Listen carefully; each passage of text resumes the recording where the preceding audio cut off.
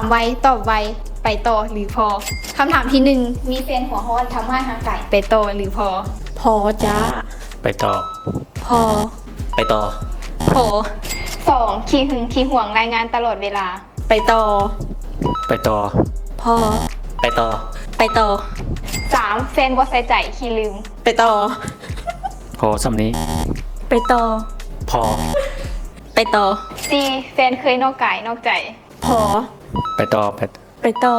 พอ พอ ห้าแฟนอยู่ห่างกัน พอ ไปต่อ ไปต่อ ไปต่อได้ ไปต่อ หกทัศนคติต่างกัน ไปต่อ ไปต่อ พอสนี้ พอ พอ เจ็ดมักเล่นกินฟุ่มเฟือย ไปต่อ มาดิ ไปต่อ พอ ไปต่อ